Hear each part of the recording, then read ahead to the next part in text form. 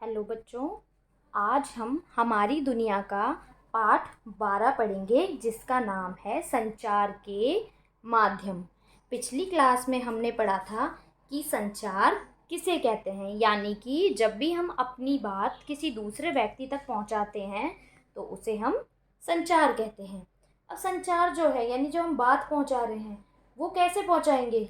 या तो हम किसी को बोलकर पहुंचाएंगे, लिख कर पहुँचाएँगे, इशारों में पहुँचाएँगे, मोबाइल से बताएँगे, चिट्ठी भेजेंगे, न्यूज़पेपर भेजेंगे, यानी किसी ना किसी माध्यम का तो हम उपयोग करेंगे ही। तो जिन माध्यम का हम उपयोग करते हैं उन्हीं को कहते हैं संचार के माध्यम।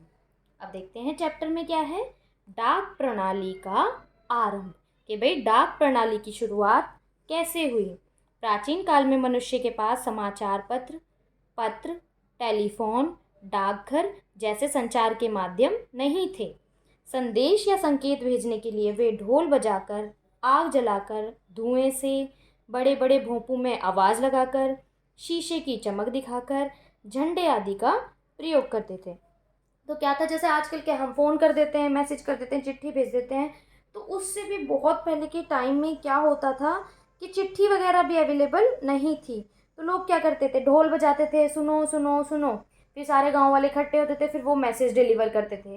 जैसे राजा को गांव में आना था, हम कई नाटकों फिल्मों में देखते हैं, तो वो ढोल बजाते हुए आते थे, एक माइक सा उन्होंने भोंपू लिया होता था, उसमें वो बताते थे कि भाई राजा आज घूमने आएंगे मार्केट में। तो सब लोग उसके हिसाब से अपनी तैयारी करते थे, या कोई भी बड़ी बात बतानी होती थी, बड़ी सूचना देनी होती थी, तो इन माध्यमों का उपयोग किया जाता था। पहली डाक सेवा लगभग 3000 साल पहले चीन में शुरू हुई। तो पहली डाक सेवा कहाँ शुरू हुई थी? चीन में, और वो भी 3000 साल पहले। यह केवल सरकारी प्रयोग के लिए ही थी, कि जो भी सरकारी काम होते थे सिर्फ इसका उपयोग उसी में होता था। संदेश धावकों द्वारा भेजे जाते थे। धावक कौन होते हैं? जो हमने पढ़ा था, दौड़ कर एक जगह से दूसरी जगह पर जाते हैं संदेश देने के लिए, कि भाई हमने मैसेज दे दिया एक आदमी को, वो भाग भाग कर जाएगा दूसरी जगह, वहाँ मैसेज देगा। ठीक है, उनको मैसेज देते थे। शीघ्र ही डाक सेवा में घोड़े प्रयोग में होने लगे। फिर उसके बाद घोड़ों का उपयोग होने लगा। घोड़े संदेशवाहक को ले जाते थे। धरती के अलावा आकाश से भी डाक प्रणाली शुरू हुई। अभी धरती से तो क्या होता है, घोड़े भाग कर दिए जाते थे। आकाश में कैसे देते थे? आकाश में पालतू कबूतरों के पंजों में संदेश बांधकर उन्हें गंतव्य स्थान पर भेजा जाने लगा। आपने भी देखा होगा मूवीज में, कबूतर को चिट्ठी दे देते हैं, एक जगह से दूसरी जगह ले जाता है, तो ऐसा होने लगा। पालतू कबूतर कहीं भी जाते बाद में अपने घोंसले में ही लौट आते थे, यानी उन्हें अपने इतना ट्रेंड किया जाता था, वो अपने घोंसले में वापस आते थे। तो वो जाते, चिट्ठी वहाँ पे बैठ जाते, जाकर जो जिसके पास पहुँचते वो उसकी चिट्ठी खोल लेता देखकर, फिर वो कबूतर आके वापस अपने घोंसले में बैठ जाते। भारत में दिल्ली के शासक अलाउद्दीन खिलजी ने 700 साल पहले घोड़ों और धावकों की नियमित डाक सेवा भी शुरू की। तो हमने नाम सुना है ना अलाउद्दीन खिलजी का, तो उन्होंने क्या की थी, 700 साल पहले घोड़ों और धावकों की नियमित सेवा शुरू की थी।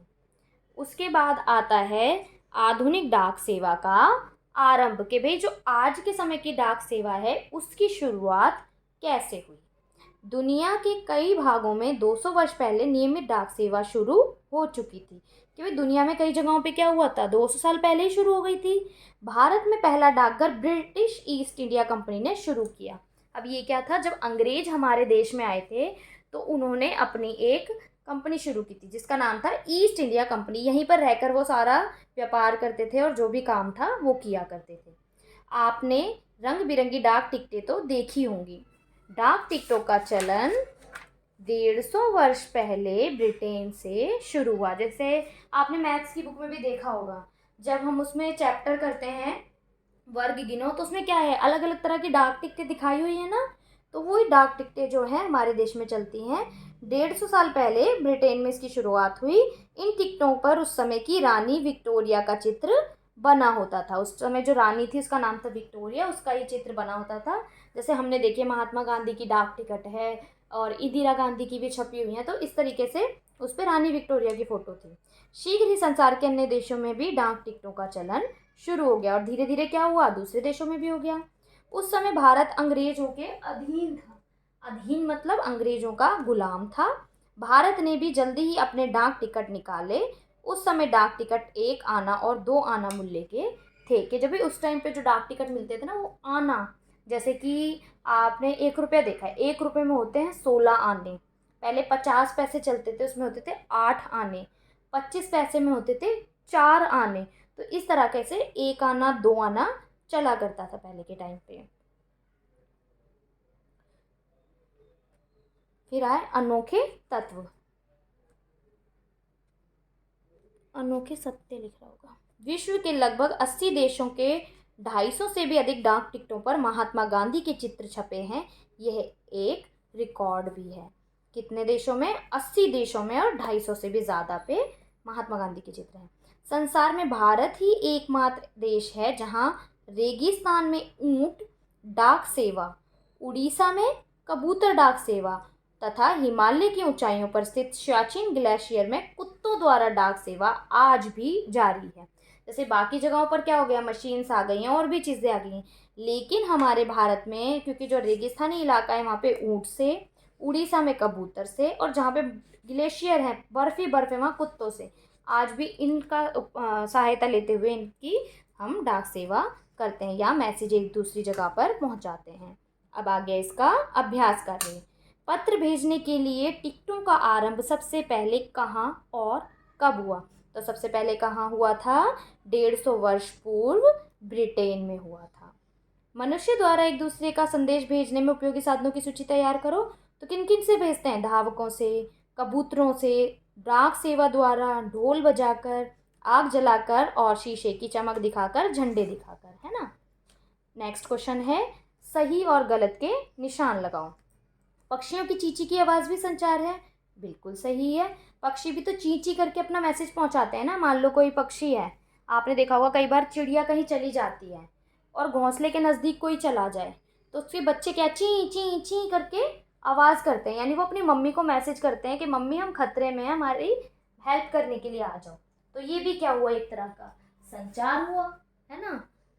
मनुष्य को संचार की आवश्यकता नहीं है, बिल्कुल गलत। भाई मनुष्य को अपनी बात कहने के लिए, अपना मैसेज पहुंचाने के लिए तो कुछ चीज़ चाहिए ना, तो उसको संचार की बिल्कुल ज़रूरत है। मान लो वो बोल भी नहीं सकता, लिख भी नहीं सकता, तो कम से कम इशारे तो करेगा या फिर कुछ आवाज़ तो निकालेगा। जैसे छोटा बच्चा है, वो कुछ नहीं समझता, कुछ नहीं बोलता, अब उसे भूख लगी है तो वो क्या करेगा? रोने लग जाएगा।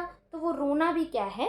संचार है। तो ये गलत हो गया। टेलीविज़न संचार का साधन नहीं है, गलत। टेलीविज़न भी तो हमें कोई ना कोई मैसेज देता है, तो वो भी संचार है। फ्रांस में लेस्को में पाए गए गुफा चित्र लगभग 20,000 वर्ष पुराने थे, तो ये हमारा है सही। भारत के उत्तर पूर्वी राज्यों की भाषाओं का संबंध सिनो तिब्बती भाषा से है, बिल्कुल सही, ये हमने लास्ट क्लास में पढ़ा था। मनुष्य ने अलग अलग ध्वनियों के लिए अक्षरों का आविष्कार किया, ये भी बिल्कुल ठीक है, ये भी हमने पढ़ा था। अब रिक्त स्थान भरो। जब हम किसी को कुछ बताते हैं तो इसे क्या कहते हैं? संचार कहते हैं। प्राचीन काल में लोग संदेश भेजने के लिए डैश का प्रयोग करते थे। किसका करते थे? धावकों का। वर्तमान समय में कंप्यूटर और टेलीविज़न लोकप्रिय संचार का माध्यम है ना। ज़्यादातर चीज़ें क्या है, मैसेज पहुंचाना, न्यूज़ देख लो टीवी में या इंटरनेट पर सर्च कर लो, कंप्यूटर में देख लो। लिपि का आविष्कार सुमेरवासियों ने किया। सबसे पहली गुफा चित्रकारी लगभग 40,000 वर्ष पुरानी थी। इसमें क्वेश्चन पिछले चैप्टर्स में से भी लिए गए हैं। दक्षिण भारतीय भाषाओं का उद्गम कहाँ से हुआ है? द्रविड़ भाषा परिवार से। अब क्वेश्चन आंसर वही हैं जो 11 चैप्टर में थे। संचार क्या है? जब हम किसी को कुछ बताते हैं उसे क्या कहते हैं? संचार कहते हैं। जब हम अपनी बात दूसरे व्यक्ति तक पहुंचाते हैं वो संचार कहलाती है। अपने दैनिक जीवन में संचार के 5 उदाहरण बताओ। तो रेडियो, टेलीफोन, टेलीग्राम, टेलीविज़न, संगीत, ये सारे जो हमारे दैनिक जीवन में संचार के साधन हैं। प्रथम अक्षर का उद्गम कैसे हुआ था? पहला अक्षर कैसे आया? मनुष्य ने अलग अलग ध्वनियों के लिए अक्षरों का आविष्कार किया। कुछ ही अक्षरों को जोड़कर कई नए शब्द बनाए जा सकते थे और ये हमारे पहले वर्ण थे। ये आपका चैप्टर नंबर 12 फिनिश हो